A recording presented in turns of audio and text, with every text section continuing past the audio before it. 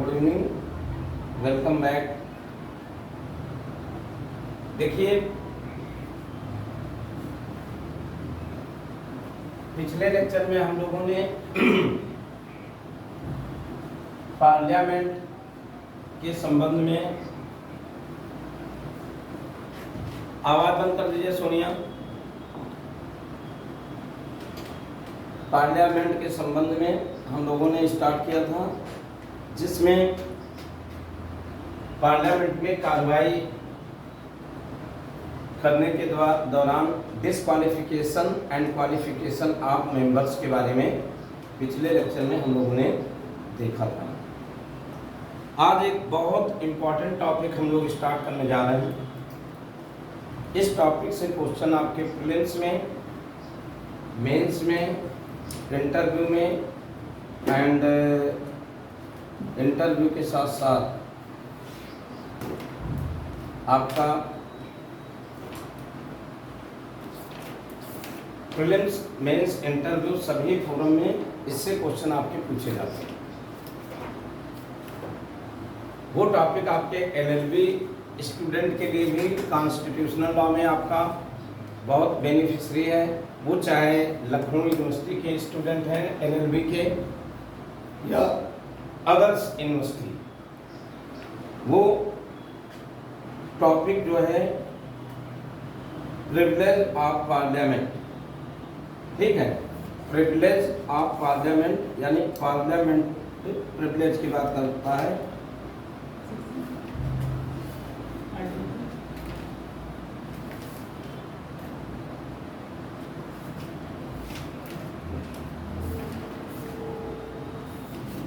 Parliament privilege की बात हम लोग आप देखेंगे। Parliament, power of parliament privilege, ठीक है।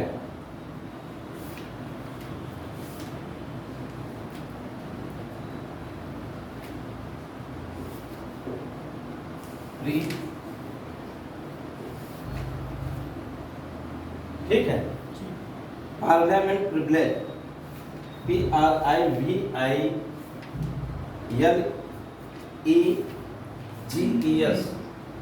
प्रिविलेज, इसको हम कहते हैं संसदीय विशेषाधिकार। संसदीय विशेषाधिकार,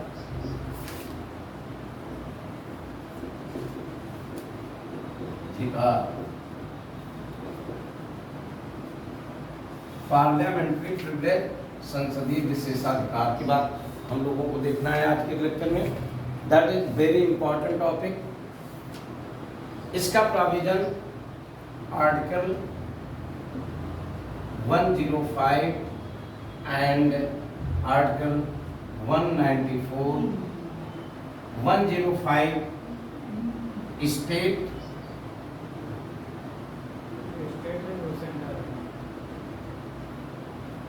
हाउस के लिए है, यानी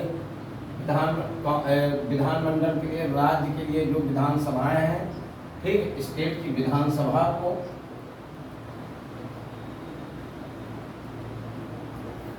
यहाँ पर संसद को यानी पार्लियामेंट को, स्टेट सेंटर, ठीक है। तो यहाँ आर्टिकल 105 ये पार्लियामेंट, मेंबर ऑफ पार्लियामेंट जो संसद के सदस्य हैं, सांसद हैं, वो चाहे हाउस ऑफ लोकसभा या हाउस ऑफ स्टेट काउंसिल, दोनों के मेंबरों को यानी राज्यसभा, दोनों हाउस के मेंबरों को दिया गया है। और स्टेट विधानसभा के अंतर्गत, लेजिस्लेचर के अंतर्गत आपका अगर जिस राज्य में केवल विधानसभा है उनके मेंबरों को दिया गया है अंडर आर्टिकल 194 में, और जहां पर विधान परिषद है उनको भी यहां पर प्रिविलेज दिया गया है। अब भाई देखिए, ये प्रिविलेज होता क्या है। भाई कोई भी सांसद है या विधायक है, अगर वो कानून बनाने के लिए जा रहा है तो देखिए, प्रिविलेज का मतलब होता है कि कुछ कंडीशन में उनको छूट देना, पता चला कि अब वो जा रहे हैं कानून बनाने, अब उनके ऊपर कोई अपराध करते हैं या कोई लायबिलिटी होती है और उनके ऊपर अगर हम कार्रवाई कर देंगे तो पता चला कानून बनाते रह जाएंगे, कानून का कोई मतलब ही नहीं रह जाएगा, पहले जेल की हवा काटे। इसी तरीके से कोई जज है, जज अपने ड्यूटी पर जा रहा है, अब उसने अगर कोई क्राइम कर दिया या कोई ऐसी कंडीशन है तो जज को हम उनके ऊपर पहले ले जाकर के कार्रवाई कर दें। तो देखिए, जज को या कोई भी उससे रिलेटेड कोई सीपीसी में आपका प्रोविजन दिया गया है कि जज है या उसका कोई जज का जो कर्मचारी उसके साथ साथ में है ऑफिस के, इन सभी लोगों को भी प्रिविलेज दिया गया है, इसलिए कि जिससे कोर्ट की प्रोसीजर को इजीली वहां पर हो सके। इसी तरीके से पार्लियामेंट के मेंबर को भी प्रिविलेज दिए गए हैं, क्योंकि उनको अगर संसदीय विशेषाधिकार नहीं दिया जाएगा, पार्लियामेंट्री प्रिविलेज नहीं दिया जाएगा, तो वो अगर कोर्ट वो कानून नहीं बनाएंगे और कानून बनाने के लिए अगर वो कानून बनाने के लिए जा रहे हैं तो पहले ही उनके ऊपर कोई कार्रवाई करके पहले जो कार्रवाई की थी तो उसके ऊपर मतलब संसद के भीतर मान लीजिए ये हाउस है, ठीक है। अब इस हाउस में जो मेंबर जितनी देर पार्लियामेंट में बैठते हैं, ठीक है, उस ड्यूरेशन में इस हाउस पर जो चेयरपर्सन है, बाकी आपके ये मेंबर के हैं, हाउस है, ठीक है। इस हाउस में जब तक मतलब वो मेंबर के रूप में रहते हैं, इस हाउस के अंदर कुछ भी अगर करते हैं, ठीक है, कानून बनाते समय अगर कोई भी कार्रवाई उनके ऊपर उस समय होती है तो उस समय वो किसी भी अपराध के लिए लायबिल नहीं है। लेकिन जैसे ही ये हाउस से बाहर आ गए, ये लक्ष्मण रेखा है, इस लक्ष्मण रेखा के अंदर 105 आर्टिकल 105 पार्लियामेंट के सदस्यों को, आर्टिकल 194 स्टेट लेजिस्लेचर के मेंबर को, जितने विधानमंडल के सदस्य हैं उन दोनों सदस्यों को इस लक्ष्मण रेखा के अंदर रहते ही इनको ये सारे प्रिविलेज दिए गए हैं अंडर 194 में स्टेट के लिए और पार्लियामेंट के लिए 105 में। और जो जो प्रोटेक्शन इनको पार्लियामेंट के लिए 105 में दिए हैं वही प्रोटेक्शन इनको 194 में भी दिए गए हैं स्टेट लेजिस्लेचर को। ठीक, बात पूरी तरीके से क्लियर हो गई। अब यहाँ पर हमको देखना है ऐसा कौन सा संरक्षण दिया गया, ये प्रोविजन हमने लिया कहाँ से। तो 104 का जो 105 का प्रोविजन है, ये पार्लियामेंट्री प्रिविलेज हम कहाँ से लिए हैं, ब्रिटिश कॉन्स्टिट्यूशन से लिए। ठीक है, तो ब्रिटिश कॉन्स्टिट्यूशन से हमने इनको एक्सेप्ट किया है। अब ब्रिटिश पार्लियामेंट में क्या ऐसा कोई सिस्टम था, जाहिर सी बात है पहले से रहा होगा। अब इसके लिए सबसे पहले हमको क्या देखना है कि संसदीय विशेषाधिकार संसद के प्रत्येक सदन को कैसे दिया जाएगा। तो प्रत्येक सदन को, चाहे वो हाउस ऑफ लोकसभा हो या राज्यसभा हो या स्टेट लेजिस्लेचर हो, विधानमंडल हो, इनको दो तरीके से दिया गया है। पहला, इनका जो राइट प्रिविलेज दिया गया है, इनका सामूहिक रूप से यानी कंट्रीब्यूटरी, यानी ये पूरा सदन सिक्योर किया गया है। यानी सारे सदन में लोकसभा के जितने मेंबर हैं उन सारे मेंबर को, पूरे सदन को सिक्योर किया गया है मतलब ज्वाइंटली रूप से, और सेपरेटली रूप से सेकंड पॉइंट में ऑल मेंबर अकेले इंडिविजुअली सेपरेट रूप से भी ऐसे राइट को प्रिविलेज का बेनिफिट ले सकते हैं। सेपरेटली है और ज्वाइंटली है। सेपरेटली पूरे हाउस के मेंबर के रूप में है, पूरे हाउस को एक साथ दिया गया ज्वाइंटली, और सेपरेटली की बात करते हैं तो केवल एक इंडिविजुअल मेंबर, इंडिविजुअल जैसे ये मेंबर है तो इंडिविजुअल को भी प्रिविलेज दिया गया। ठीक है, यानी सामूहिक रूप से सदन के सदस्यों को और व्यक्तिगत रूप से भी प्राप्त है। यानी सामूहिक रूप से यानी ग्रुप ग्रुप के आधार पर हम आल मेंबर को प्रोटेक्शन दे रहे हैं। सामूहिक रूप से लोक सभा के, राज्यसभा के एवरी मेंबर सामूहिक रूप से ज्वाइंटली एंड सेपरेटली दोनों तरीके से सिक्योर किए गए। अब आते हैं, देखिए इसको इसलिए दिया गया कि अगर ये संरक्षण नहीं मिलेगा तो वो पार्लियामेंट के अंतर्गत जब कोई कानून बना रहे होंगे तो निडर रह करके नहीं बनाएंगे, डरे रहेंगे कि कब हमारे मुंह से कैसा वर्ड निकल जाए और उस वर्ड के लिए जुडिशरी हमारे ऊपर कार्रवाई कर दे। जैसे संसद भवन के अंदर वो कुछ भाई वाद विवाद होता है, अपोजिशन का जवाब दिया जाता है। अब वहाँ कोई मेंबर सिक्योर नहीं होंगे, अब क्वेश्चन में जवाब देते समय क्या वर्ड निकल जाए, अब उस वर्ड के लिए उनके ऊपर कार्रवाई कर दिया जाए, तो वो डर डर के बोलेंगे। इसलिए डर डर के ना बोलिए, बिल्कुल निडर होकर के, बिल्कुल भयभीत निर्भीक होकर के, एकदम से कस के अपना पूरा जोर से लगा करके कुछ भी बोलिए। सदन के भीतर आप बिल्कुल संजय लक्ष्मण रेखा के अंदर हैं, आपका कोई बाल बाका नहीं कर पाएगा। लेकिन ध्यान रहे, सदन के बाहर अगर आ गए हो, ठीक है, वहां पर भी आदत आपकी छूटी नहीं है। पार्लियामेंट के अंदर आपकी बोलने की आदत है, बड़बोले जो लोग होते हैं बाहर भी बड़बड़ा देते हैं। अब बाहर आम नागरिक हैं, आम नागरिक से भी ज्यादा लायबिलिटी है क्योंकि पब्लिक सर्वेंट है। और पब्लिक, हम लोगों ने आईपीसी में देखा कि कोई ऑफेंस अगर जनरल पब्लिक करती है तो उसको कम सजा है, लेकिन पब्लिक सर्वेंट करता है तो उससे दूना सजा है। तो अब बाहर निकलने पर आपकी लायबिलिटी जनता से कई गुना आपके ऊपर बन जाएगी। इसलिए भैया आपके ऊपर सभी जनता की निगाह है, इसलिए आपको सदन के बाहर रहने पर उस आदत को भूलना होगा, क्योंकि सदन के बाहर अगर यूज कर दिया तो तुरंत पुलिस तुमको टांग ले जाएगी और आपके ऊपर कार्रवाई की जाएगी। अब देखिए क्वेश्चन ये उठता है कि अगर हम देखते हैं 105 में जो प्रिविलेज दिया है वो क्या प्रिविलेज है, तो इसको हम लोग पहले देखते हैं, एक बार डायरेक्ट को देखते हैं। सेक्शन 105 क्या है? इसमें दिया है powers, privilege etcetera of the house of parliament and of the member and committees thereof, ठीक है, कमिट्स देयर ऑफ, यहाँ subject to the provision of this constitution and the rule of the, क्या है, standing orders, regulation, regulating of the procedure of parliament, there shall be freedom of the speech in parliament। पहला ये देखिए क्या कह रहा है, इसमें ये दिया गया है कि इस संविधान के बंधों और संसद की प्रक्रिया का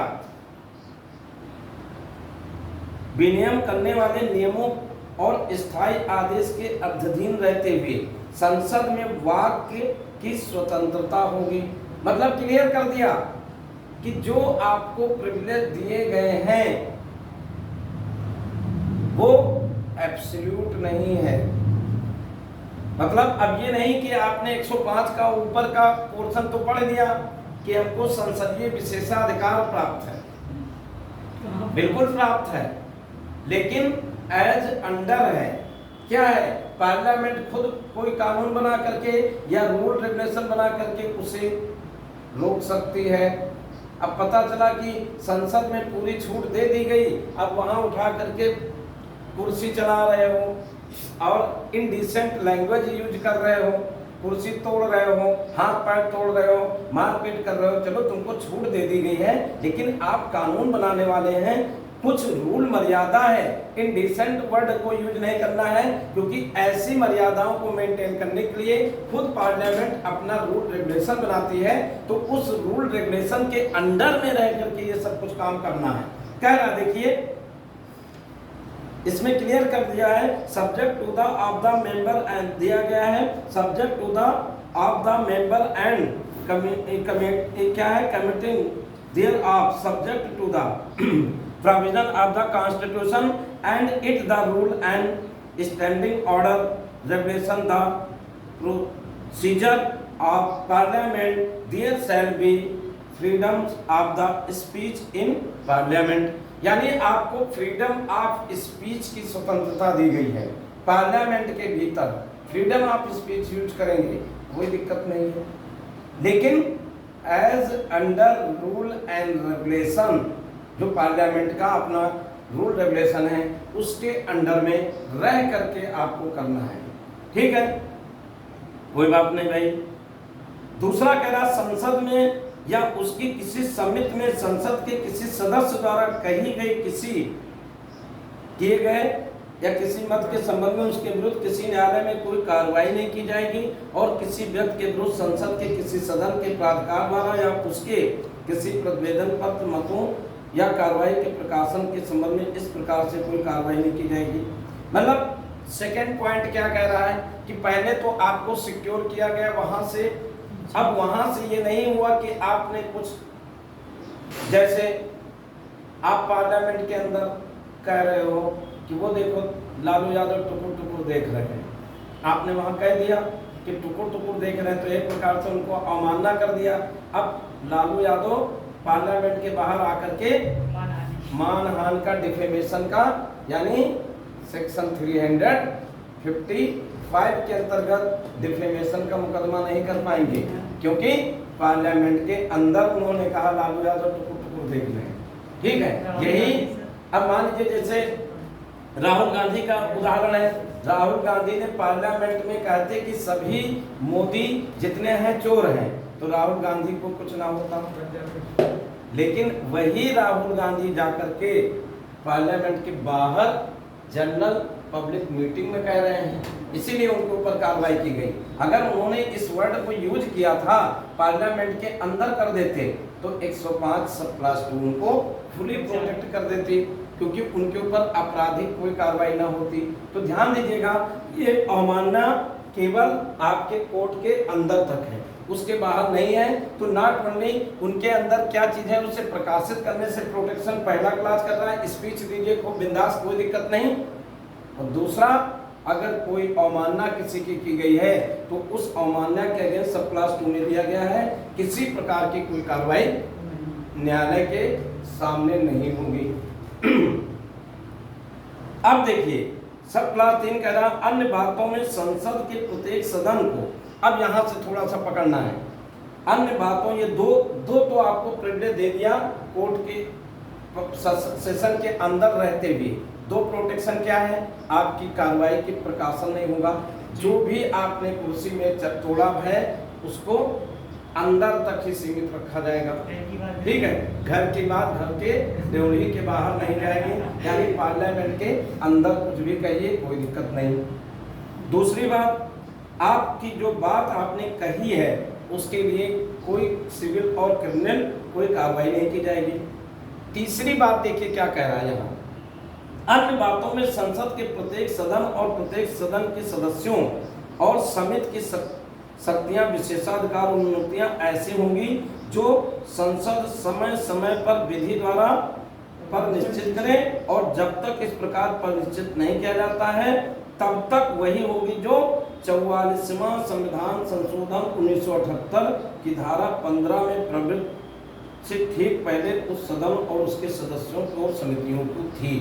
मतलब क्लियर कर दिया कि पहले तो आपको चढ़ा दिया चने की झाड़ पर, अब इन्होंने क्या किया, सब सेक्शन 3 में कह दिया संसद के प्रत्येक सदन और प्रत्येक सदन के सदस्यों और समितियों के सदस्यों, यानी देखिए नॉट ओनली कवर्ड आप पार्लियामेंट के मेंबर को दे रहा है, बल्कि 105 उस पार्लियामेंट्री कमेटी जो होती है, जैसे बहुत प्रकार की प्रवर समिति और कौन कौन कमेटियां हैं, उन कमेटी के मेंबरों को भी प्रोटेक्ट कर रही है। ठीक, विशेषाधिकार नियुक्तियां ऐसी होंगी जो संसद समय समय पर विधि द्वारा पर निश्चित करें, और जब मतलब संसद लॉ बना करके जो भी जितना प्रोटेक्शन देना चाहे टाइम टू टाइम वो सारा मिलता रहेगा। यानी संसद अगर विधि द्वारा आपके ऊपर कुछ चेक्स लगा रही है तो वो उसके अंडर में रहेंगे। यानी पार्लियामेंट को ये राइट दिया है कि वो लॉ बना करके समिति के सदस्यों को या पार्लियामेंट के मेंबर को या सदन के सारे मेंबर को कोई टाइम टू टाइम जो पार्लियामेंट कहती है, यानी पार्लियामेंट के बनाए गए जो भी रूल रेगुलेशन हैं उनके अंडर में रह करके ये प्रिविलेज को आपको यूज करना है, या जो पार्लियामेंट आपको देता है उसी तक आपको यूज करना है। दूसरा पॉइंट क्या कह रहा है कि जब तक पार्लियामेंट कोई रूल नहीं बना रही है तब तक क्या करोगे, तब तक आपको वही विशेषाधिकार होंगे जो 44 कॉन्स्टिट्यूशन अमेंडमेंट 1978 के जस्ट बिफोर था।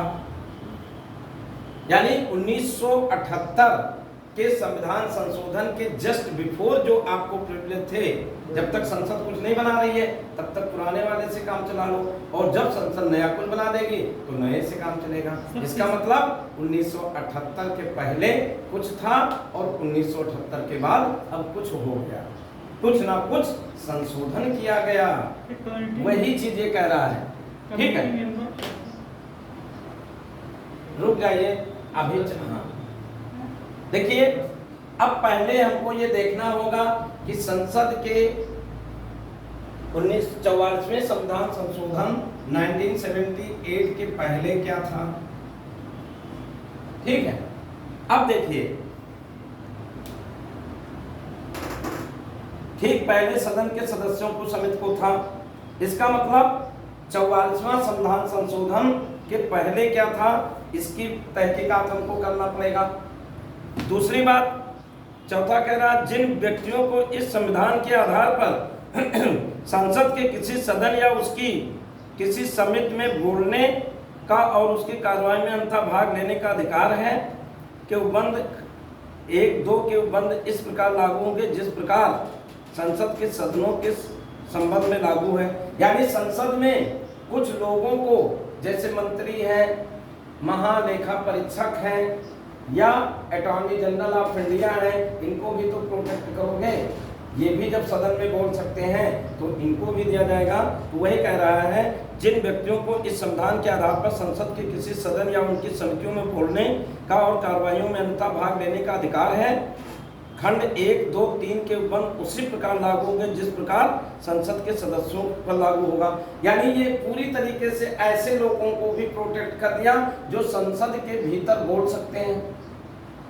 जैसे उपराष्ट्रपति संसद के मेंबर होते हैं, आप बताइए, प्राइम मिनिस्टर तो होते, मान लीजिए चल जाएंगे, प्रेसिडेंट ऑफ इंडिया, खैर प्रेसिडेंट ऑफ इंडिया तो कुछ भी करें कोई दिक्कत नहीं, उनके लिए तो कोई कार्रवाई जब तक पद पर है, क्रिमिनल कार्रवाई कोई नहीं की है। लेकिन ऐसे कोई सदस्य हैं, इसका मतलब कौन आ गया, जो सदन के ऐसे कुछ सदस्य हैं, जैसे कभी कभी सदन के सेक्रेटरी होते हैं वो बोलते हैं, वाइस प्रेसिडेंट ऑफ इंडिया बोलते हैं, और attorney general of India article 88 के अंतर्गत पार्लियामेंट में पहुंचने का उनको भी राइट है, बोलने का राइट है, वोटिंग देने का राइट को छोड़कर सब कुछ कर सकते हैं। तो उनको भी तो प्रोटेक्ट करना है, तो उनको प्रोटेक्शन के बाद 105 के सप्लार 4 पे दे दिया गया है। ठीक है, 105 सप्लार 4 किसको प्रोटेक्ट कर रहा है, जैसे सदन के मेंबरों को दिया जा रहा है उसी तरीके से अन्य को दिया जाएगा। अब देखिए, ध्यान से समझिएगा, अब किसको किसको प्रोटेक्शन मिल गया, संसद के प्रत्येक सदस्य को, और किसको, जो वहां पर कमेटियां हैं, बहुत कमेटी होती है, स्टैंडिंग कमेटी होती है, प्रवर समिति होती है, इसके अलावा अलग अलग कमेटियां हैं, तो उनके सारे कमेटी के मेंबरों को भी प्रोटेक्शन दे दिया गया। और किसको दे दिया, सदन के 1978 मतलब उनके सदस्य में पूर्व में सदन के तथा उनके सदस्यों को कोई प्राप्त था वो सारे आपके रहेंगे। तो कुल मिलाकर के, हाँ क्या कह रहे हो बाबा तुम, कमेटी का मतलब क्या सर, कमेटी मेंबर को 3 में दिया गया कि 4 में? अरे यार, 3 में कमेटी के मेंबर, सदन के सदस्य के साथ कमेटी मेंबर को दे दिया, और 4 में कहा गया ऐसे अन्य लोगों को जो सदन में बोलते हैं। ठीक है, अब वो चाहे उसके मेंबर हो या ना हो, उदाहरण हमने दिया, उपराष्ट्रपति भी जब सदन को संबोधित कर रहे हैं तो बोलते ही हैं, तो उनको भी प्रोटेक्शन दिया जाएगा। हालांकि उनको 361 में तगड़ा प्रोटेक्शन मिला है, लेकिन यहाँ पर भी इनके अंडर में रहते हुए उनको प्रोटेक्शन होगा। जैसे हमने आपका उसका अटॉर्नी जनरल ऑफ इंडिया का उदाहरण दिया आर्टिकल 88 में, ये भी तो पार्लियामेंट के अंदर जाते हैं, इनको भी 88 देखिए उसमें सब दिया है। ठीक है, तो ऐसे लोगों के लिए सब सेक्शन 4 है। ठीक, अब देखिए 42वें संविधान संशोधन के खंड, इसमें 44वां संविधान संशोधन के पूर्व सदस्यों को प्राप्त थे क्या था। पहले तो अब हमको देखना है कि 44वें संविधान संशोधन से पहले कौन कौन से राइट सदस्यों को दिया गया था।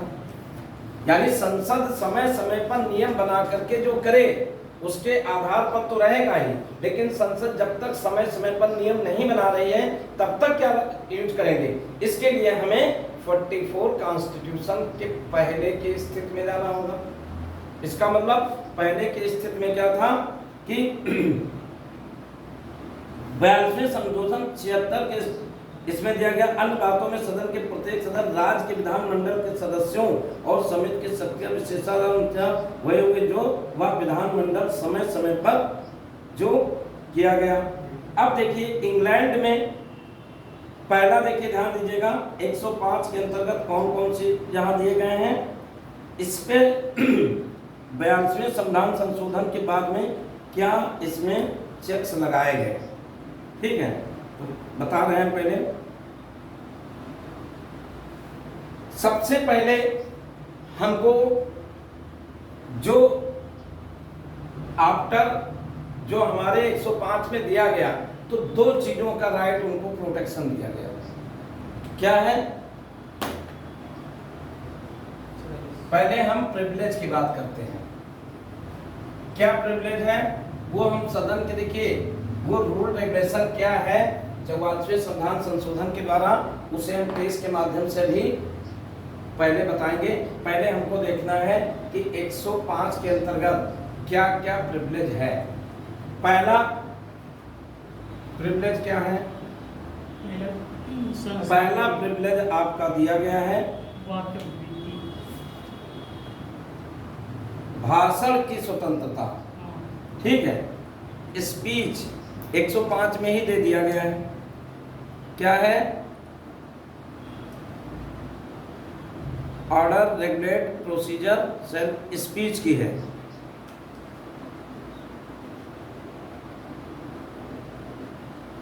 स्पीच ये चल रहा है, देखिए स्पीच की स्वतंत्रता SPEECH स्पीच यानी भाषा। ठीक है, हम क्या करेंगे? भाषण देंगे। अब स्पीच की स्वतंत्रता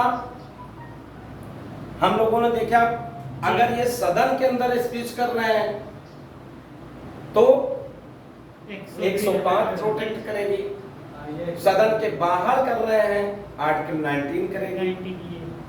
आर्टिकल 19A में जो दिया गया है एक्सप्रेशन और वाक्य और अभिव्यक्ति की स्वतंत्रता हम लोगों ने पढ़ा। तो यानी सदन के बाहर सभी को स्पीच की स्वतंत्रता है, लेकिन वहां 19 सब क्लास 2 में रिस्ट्रिक्शन लगाए गए हैं। उनके रिस्ट्रिक्शन में लगाए के आधार पर हम करेंगे। लेकिन ध्यान दीजिएगा, संसद के भीतर अगर स्पीच को एक्सरसाइज कर रहे हैं, बोल रहे हैं, तो वो 19(2) वाला वहां रिस्ट्रिक्शन नहीं अप्लाई होगा। संसद का अपना खुद का जो नियम है उसके अंडर में रहेंगे। अब वो नियम क्या है इसके लिए अभी हम आगे चल रहे हैं। उसमें दिया गया है संसद में टाइम टू टाइम पर उनके लिए कुछ सदन में लोकसभा के नियम लिखे। ऐसे स्पीच पर रेगुलेट कैसे किया जाएगा? लोकसभा के नियम। ठीक है, नियम क्या है? रूल क्या है? लोकसभा का नियम देखिए तो लोकसभा का नियम आपका है 349 से 356। 349 से 356 ये रूल जो है आप लोकसभा के नियम नंबर 349 ये रूल्स से गवर्न होगा ना। संसद के अंतर्गत ये रूल्स बनाए गए हैं, इस रूल में रहते हुए आपको स्पीच को देना है। जो भी भाषण हम देंगे उसके लिए कहाँ नियम दिया गया है? संसद में रूल नंबर, ये लोकसभा में नियम 49 से 56 तक संसद में, और इसमें कहा गया है कि कोई इनडिसेंट लैंग्वेज का यूज नहीं करेंगे। मतलब जैसे हमने कहा कि वो देखो लालू यादव टुकुर टुकुर देख रहे हैं, ये अच्छी लैंग्वेज नहीं है। ये रूल 349 से 356 के अंडर में रह करके है, ध्यान दीजिएगा। तो पहला पार्लियामेंट्री जो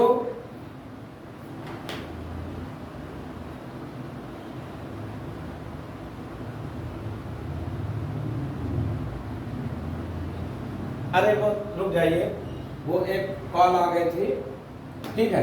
अब आइए, स्पीच पर कंट्रोल कैसे किया जाएगा? तो ये आर्टिकल 19 सब क्लास 2 का कंट्रोलिंग वहां नहीं अप्लाई होगा। आर्टिकल 19 सब क्लास 2 की कंट्रोलिंग केवल लक्ष्मण रेखा के बाहर है। लक्ष्मण रेखा के अंदर कैसे कंट्रोल करेंगे? 349 से 356 के रूल से, यानी इस रूल से all member of parliament regulate होंगे। यानी ये संसद के द्वारा बनाए गए नियम से यहाँ पर क्या दिया गया कि संसद के भीतर कोई अशिष्ट भाषा या इनडिसेंट लैंग्वेज का वर्णन नहीं करेंगे, कलंकित भाषा का वर्णन नहीं करेंगे। यानी कौन से बन गए? तो पहला आपका रूल है अशिष्ट भाषा का प्रयोग अशिष्ट आचरण वर्जित करता है, यानी लैंग्वेज एंड कंडक्ट इन दोनों को रेगुलेट करता है स्पीच के लिए। अब स्पीच दोगे तो भाषा ही तो बोलोगे ना, अब क्या बोलोगे? अब ये नहीं कि जो चाहो मन अपने आप कर दोगे। ये संसद के द्वारा खुद अपने मेंबर को रेगुलेट करने के लिए, अगर ये नहीं होता तो दिन भर चिल्लाते रहे हैं बैठ जाइए इंद्रपाल जी, आप बैठ जाइए। वो बेचारे जो लोकसभा के स्पीकर होते हैं उनको दिन भर चिल्लाना बैठ जाइए। अब वो बैठे नहीं रहे लोकपाल या कोई भी जो है नाम है सांसद, अब किसी को XYZ है, वो लास्ट में पता चला आसन के पास पहुंच करके गोला फेंक रहे हैं कागज का बना करके। अब ये सब इनडिसेंट आचरण है ना, तो इनको कंट्रोल करने के लिए क्या कर देते हैं? उनको सदन से बाहर कर देते, जाइए अब सदन के बाहर, अब वहां जाइए रोड पर चिल्लाइए। तो उनको बाहर कर दिया। वो कैसे? इस नियम से। कोर्ट में नहीं जाएंगे इनके लिए FIR लिखवाने, वो केवल इस नियम से होंगे। तो ये नियम याद रखिएगा 349 से 356। समझ में आ गई? स्पीच को कंट्रोल कैसे किया जाएगा? इससे किया जाएगा, ना कि FIR लिखवा कर या फंडामेंटल राइट के आर्टिकल 19 सब क्लास 2 के वायलेशन के आधार पर। ठीक है, अब देखिए दूसरा सदन की कार्रवाइयों के प्रकाशन की बात कर रहा। इसके अलावा कैसे कैसे स्पीच को कंट्रोल करेंगे? पहला तो ये हो गया रूल ऑफ हाउस। दूसरा रूल ऑफ हाउस से कंट्रोल करेंगे। दूसरा कैसे कंट्रोल करेंगे? दूसरा कंट्रोल संवैधानिक उपबंध, यानी जो संविधान में उपबंध दिए गए। अब संविधान में उपबंध कैसे है, अब हम देखते हैं। तीसरा सदनों द्वारा बनाए गए विनियम, यानी खुद सदन अगर कोई रेगुलेशन खुद बना रहा है, सदन खुद रेगुलेशन पास कर रहा है, उस रेगुलेशन के अंडर में रह के हुए हमको स्पीच देना है। वो रेगुलेशन क्या है? पार्लियामेंट खुद बनाता है, क्योंकि वो खुद अपने कानून बनाने के लिए ऑटोनॉमस है। उसके लिए किसी कोर्ट के अंदर में नहीं जाना है और उसको खुद से संरक्षण दिया गया है। तो ये आपका स्पीच को कंट्रोल करने का दो आधार है। आपसे एग्जाम में पूछा जाता है कि स्पीच को कंट्रोल किस आधार पर किया जाएगा, तो पार्लियामेंट के खुद रूल हैं, रूल ऑफ हाउस, इसके बाद में रेगुलेशन। तो रूल और रेगुलेशन से कंट्रोल होंगे, ना कि IPC CRPC संविधान से, क्योंकि इस अंडर हाउस के अंदर यही उनका चलेगा। तो ये पॉइंट क्लियर हो गया सबको? क्या बात है, ये क्या समझे बताओ? 349 से 356 349 से 356 ये रूल ऑफ हाउस है। जो पार्लियामेंट का वो किसी आर्टिकल की बात नहीं कर रहा, ये हाउस के अंदर खुद का रूल है भाई, वो अपना रूल बनाते हैं हाउस, तो उस रूल से। हाँ बोलिए क्या कहते हो? कल इसकी क्लियर है इसका, यहाँ पे समय नहीं है, संसद के ध्यान नहीं है। अरे कहाँ परेशान हो, ये 349 और 356 का मतलब समझे कि नहीं समझे, क्या है ये 349 और 356 क्या है? हैंडबुक है सर। हाँ। और सर मैं आज पहले बंद करिए, पहले माइक आप बंद करिए, तब पहले माइक बंद करिए, नहीं तो तब समझाएंगे। अब शांति पहले बनाइए, देखिए ध्यान रखिए, ये आर्टिकल संविधान का नहीं है, पहले तो ये समझिए कि संविधान का आर्टिकल नहीं है। ये क्या है, देखिए ध्यान से, ये संविधान का आर्टिकल हमने नहीं लिखा है, ये आर्टिकल की बात है ही नहीं है, ये क्या है, रूल ऑफ हाउस हमने लिखा। हाउस खुद नियम बना रही है, और नियम नंबर 354 और 356 के आधार पर जो सदस्य ऐसी इंडिसेंट लैंग्वेज का यूज कर रहा है और गलत आचरण कर रहा है। अब जैसे ध्यान दीजिएगा, कौन सदस्य कोई थे, धनखड़ जी को ऐसे ऐसे करके दिखा रहे थे कि ऐसे चलते हैं उपराष्ट्रपति जी। अब इसका मतलब क्या है, इसके लिए धनखड़ बाहर कोर्ट में तो कुछ नहीं कर सकते, वाइस प्रेसिडेंट है, अब उनके ऊपर अशोभनीय टिप्पणी, अब इन्हीं रूल के आधार पर उनके ऊपर कार्रवाई होगी, ठीक है। अब उनके ऊपर कार्रवाई होगी, ऐसा नहीं है, संसद थोड़ा ना कहते, संसद तो अपना, अगर रूल नहीं होगा तो संसद तो उनको कंट्रोल कर ही नहीं सकती, वो तो इतने प्रकार के, हम ऐसा वर्ड नहीं कर सकते, जो चीजें संसद में होती सब लोग देखते हैं, वो इतना मतलब बेबाक होते हैं बोलने के लिए, वाकई में उनको एकदम से कुछ नहीं रखा है कि क्या उनको बोलना है। तो अगर ये रूल ना हो 349 से 356 तो सदन कभी चले ही ना, इसी रूल से वो गवर्न होते हैं। तो ये समझ में आ गया, ये आर्टिकल की बात हम नहीं कर रहे हैं, ये रूल ऑफ पार्लियामेंट है। और दूसरा, अरे रुक जाइए, अरे सारी चीजें, हाँ तो वही चीज जो हम बताए ना, धनखड़ के लिए जया बच्चन या किसी ने कोई भी जो भी कहा, टिप्पणी किया। और दूसरा रेगुलेशन, पार्लियामेंट का अपना खुद रेगुलेशन है। रेगुलेशन क्या होता है, रूल अलग होता है, रेगुलेशन अलग होता है। तो रेगुलेशन एंड रूल से स्पीच को कंट्रोल किया जाएगा, समझ में आ गया ना। दूसरा, सदन की कार्रवाइयों के प्रकाशन का अधिकार दिया है। देखिए रेगुलेशन जो होता है, सदन अपने कार्रवाइयों को कंट्रोल करने के लिए, रेगुलेशन मतलब कुछ एक प्रकार से, रेगुलेशन को हम ये कहेंगे कि जैसे रूल नियम होता है, वैसे रेगुलेशन एक प्रकार का पार्लियामेंट्री कानून होता है, पार्लियामेंट द्वारा। अब जैसे चार्टर कोर्ट पहले क्या होता था, जैसे हमने देखा जो सीपीसी में हाई कोर्ट रेगुलेशन निकालता था, ठीक है, जो प्रेसिडेंसी सिटीज हैं उनके लिए रेगुलेशन निकालता था हाई कोर्ट, उसी प्रकार पार्लियामेंट अपने सदन को कंट्रोल करने के लिए रेगुलेशन निकालता है। रेगुलेशन एक प्रकार का पार्लियामेंट्री कानून है, ठीक है, अब समझ में आया। तो रेगुलेशन जो होता है, इससे रेगुलेट करना, रेगुलेशन का मतलब होता है पार्लियामेंट को रेगुलेट करना, कंट्रोल करना, और उस रेगुलेशन से ही पार्लियामेंट कंट्रोल होगा। भाई अब कानून का तो डर है नहीं उनको, 105 कानून से डर से उसे मुक्ति कर दिया है, तो वो रेगुलेशन से कंट्रोल होंगे। अब देखिए आर्टिकल 105 में दिया है, इस संविधान के बंदों में संसद की प्रक्रिया की विनियम करने वाले नियम और स्थायी आदेशों के अधीन रहते हुए संसद वाक की स्वतंत्रता होगी। पहला है वाक और अभिव्यक्ति की स्वतंत्रता होगी, और दूसरा, संसद में उनके किसी समिति के सदस्य को किसी सदन द्वारा कहे गए किसी किए गए मत के संबंध में विरुद्ध किसी न्यायालय में कोई कार्रवाई नहीं की जाएगी, और संसद किसी सदन के प्राधिकार द्वारा उनके किसी प्रतिवेदन पर कार्रवाइयों के प्रकाशन से संबंधित, या सेकंड पॉइंट में देखिए, अगर उनकी संसद की कार्रवाइयां के प्रकाशन के संबंध में इस प्रकार कोई भी कार्रवाई नहीं की जाएगी। इसका मतलब क्या है भाई, कि संसद की कार्रवाइयों का प्रकाशन नहीं होगा, ठीक है। अब बताइए, क्या संसद की कार्रवाइयां प्रकाशित नहीं होती हैं? होती है सर। पेपर में निकलता नहीं है। लोकसभा का एक चैनल है, राज्यसभा का एक चैनल है, हाँ। ठीक है। संसद में कितना संसद में कितना कुर्सी तोड़े, कितना जूता फेंके, सब देखती है, जनता देखती है। क्यों भैया? अमेंडमेंट करके जोड़ा गया। आर्टिकल 361 खोलिए, ए एक नया आर्टिकल जोड़ा गया। खोलिए आर्टिकल 361,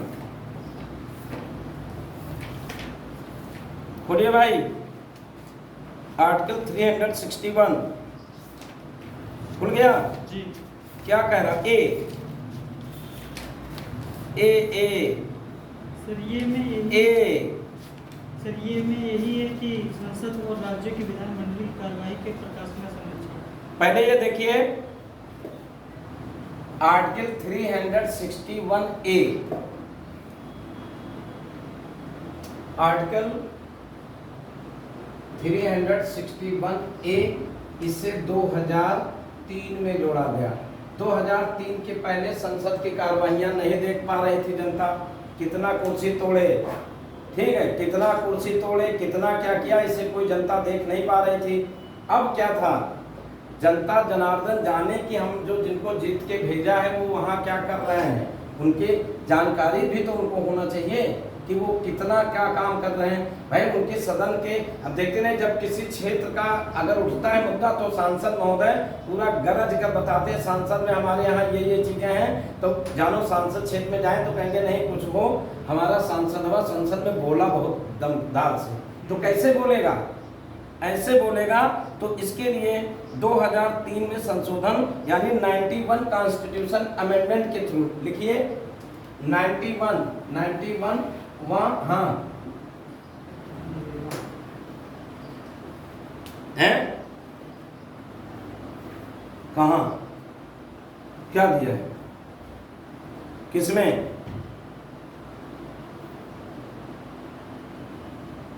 हाँ, शांत रहिए, सही।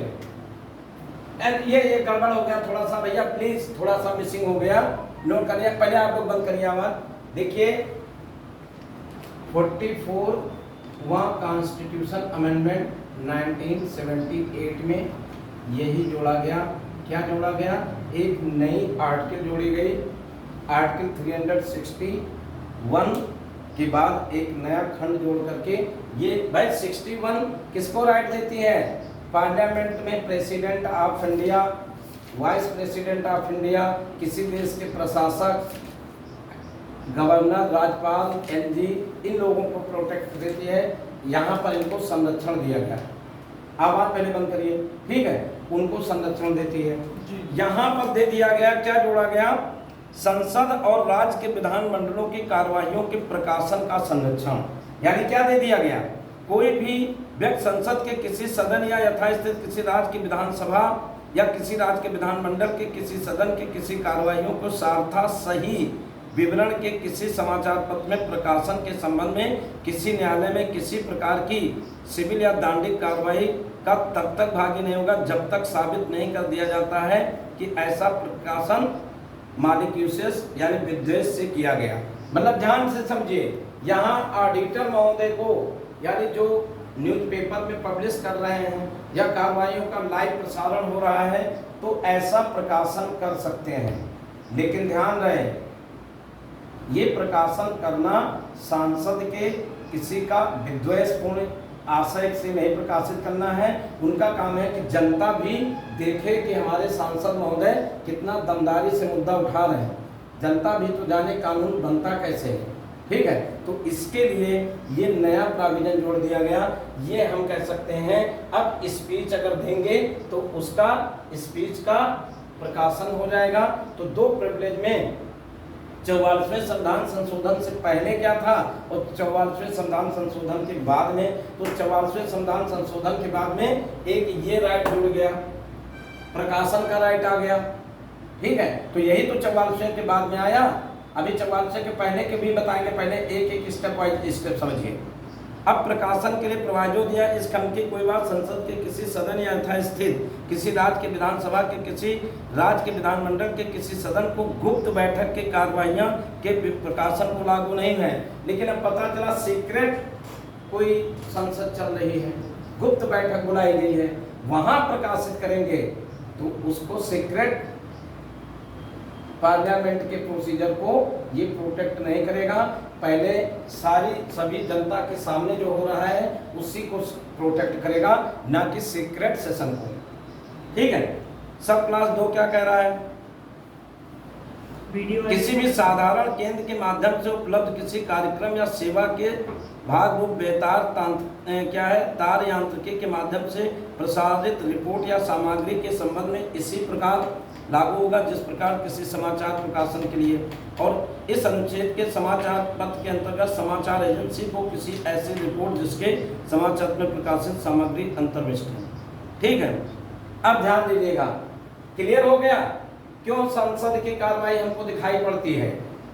61A के आधार पर। 61A ना होता तो हम लोग संसद क्या कर रहे हैं ना देख पाते, और ये 44वें संविधान संशोधन से संभव हो गया। ठीक है। विशेषाधिकार आएगी तो यही आपको लिखना है। तो पहला तो आपका प्रकाशन हो गया, पहला तो हो गया कि प्रिविलेज दिया गया, एज पर बाउंड हम हो जाएंगे संसद की जो रूल्स हैं उसके आधार पर, और दूसरा कार्रवाइयों का प्रकाशन। तो इस तरीके से प्रिविलेज में थोड़ा सा हमको ये चीज़ें दी गई हैं कि कार्रवाइयों का प्रकाशन हो रहा है, और ये आपका आर्टिकल 105 में 2 प्रकार के प्रिविलेज की बात की गई। ठीक है। यानी स्वतंत्रता जो है सांसद को, ये 2 अपवाद हैं। सांसद की स्वतंत्रता जो है, प्रिविलेज के 2 अपवाद हो गए ना। अब उनकी कार्रवाई जनता देखने लगी। ठीक है। अब सर सिगरेट सेशन में बंद कर सकते हैं? सिगरेट सेशन में बंद कर सकते हैं भैया? सिगरेट मतलब गुप्त सदन चला रहे हो तो गुप्त सेशन गुप्त क्यों है? इसलिए गुप्त है क्योंकि उसको प्रकाशित नहीं करना चाहते, चुप्पे चुप्पे सदन रात में बुला करके चला दो। और सिगरेट उसको, अब वो अपना पार्लियामेंट्री प्रिविलेज है, वो ऐसा कर सकते हैं। भाई इमीडिएट मान लो कोई सेशन बनाना है, अब तुम भी गुप्त से चैनल वाले देख ही रहो कि खाना छोड़ करके पहुंचते कहीं कुछ। अभी ब्रेकिंग न्यूज मार उसी को इतना बार कर देंगे कि आदमी को एकदम रट जाए। ठीक है। तो क्या हो जाएगा? तो ऐसी स्थिति में गुप्त सेशन का अगर प्रकाशन करोगे, पब्लिकेशन उसका करोगे, तो वहां पर आपको प्रिविलेज नहीं है, आपके ऊपर कानूनी कार्रवाई की जाएगी। अब देखिए, फिर आ जाइए 105 में। 105 से संबंधित ये तो 2 आपके अपवाद दिए गए। स्पीच की स्वतंत्रता है और सदन के अंदर स्पीच देने की और कार्रवाइयों का प्रकाशन न करने की स्वतंत्रता थी। लेकिन इसका अपवाद आर्टिकल 161A है। दोनों को प्रोटेक्ट किया गया था ना कि उनकी स्पीच की स्वतंत्रता कुछ भी सदन में करें और कार्रवाइयां प्रकाशित नहीं होंगी। लेकिन उसका अपवाद आर्टिकल 361A हो गया। ये तो आपके उनके ऊपर प्रिविलेज के अपवाद हो गए। इसके अलावा क्या है? इस पर एक केस बहुत चर्चित है। देखिए, P B Narasimha Rao versus, case का नाम लिखिए, P B Narasimha Rao versus CBI SPI. CBI लिख दीजिए, P B Narasimha Rao versus CBI. ठीक है।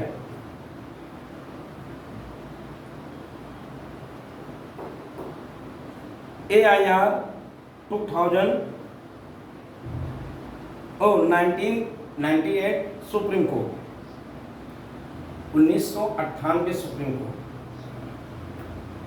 भैया इसमें क्या हो गया?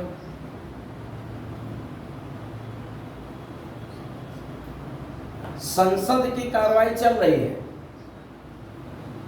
बहुत इंपॉर्टेंट केस है।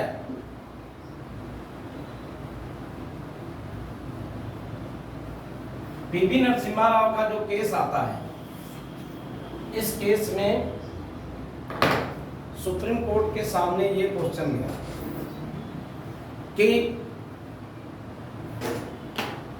अगर सदन के अंदर कोई कार्रवाई चल रही है, अब उसमें कोई सदस्य पैसा लेकर क्रॉस वोटिंग कर दे, यानी पैसा हमको दे दिया, अब हम क्रॉस वोटिंग कर दें।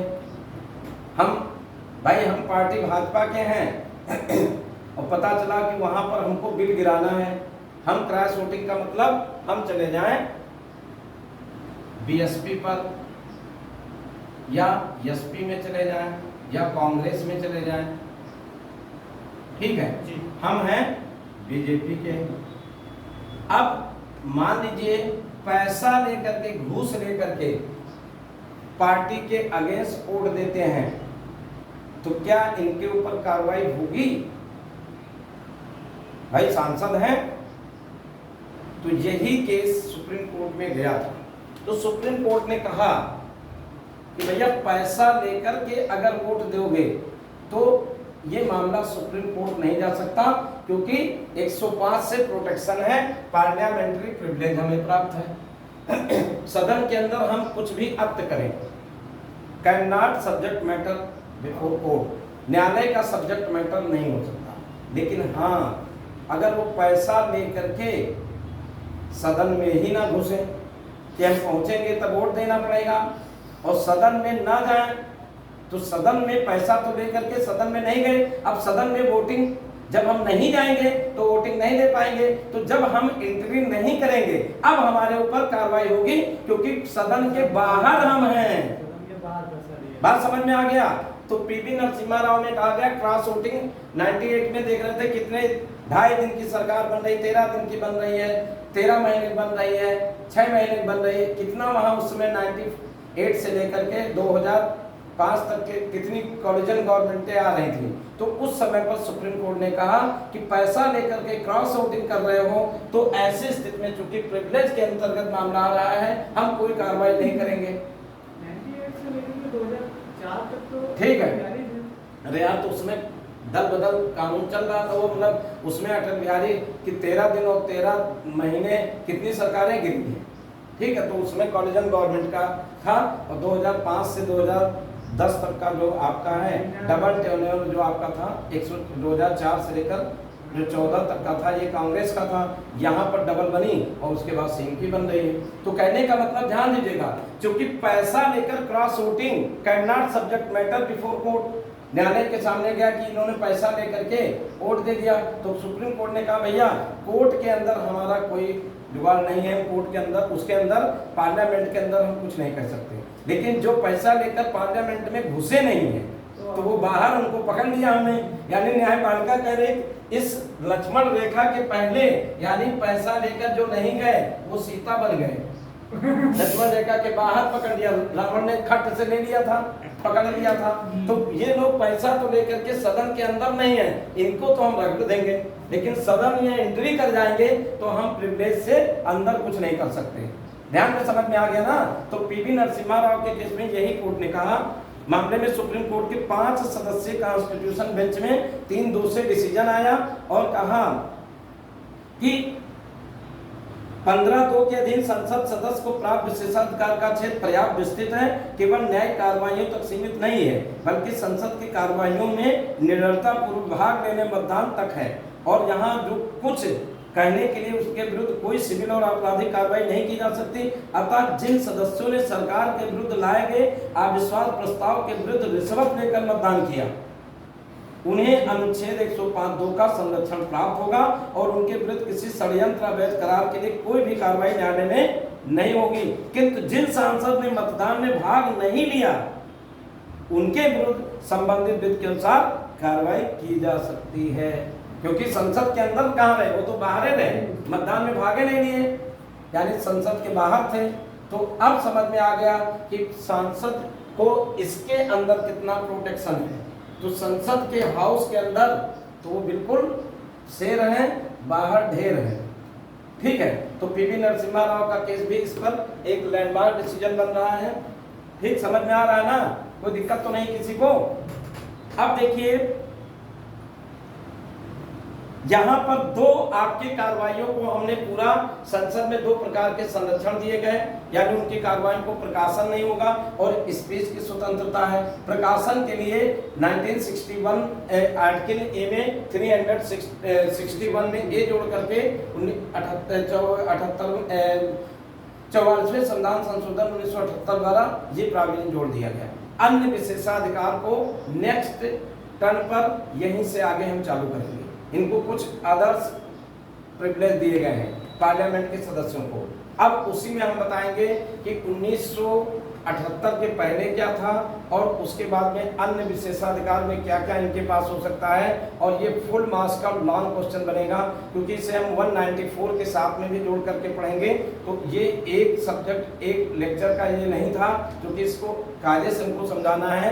मेंस में क्वेश्चन LLB स्टूडेंट के लिए ये आपके लिए लॉन्ग में क्वेश्चन 14 मार्क्स का आएगा और आप लोगों के लिए 10 मार्क्स के क्वेश्चन हो सकते हैं। तो अब अभी तक जितना हमने समझाया वो समझ में आ गया होगा। अदर्स क्या प्रिविलेज हैं उनको हम लोग नेक्स्ट टर्न पर देखेंगे और इसको अगली क्लास भी यूट्यूब पर हम इसी का सेकंड पार्ट के रूप में भेजेंगे। ठीक है, हमारी वीडियो थोड़ा बड़ी इसलिए बन रही है कि जिससे कॉन्सेप्ट क्लियर रहे।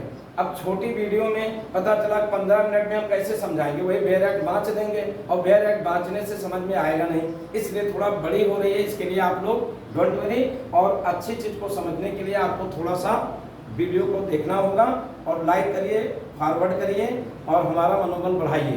Okay, good night.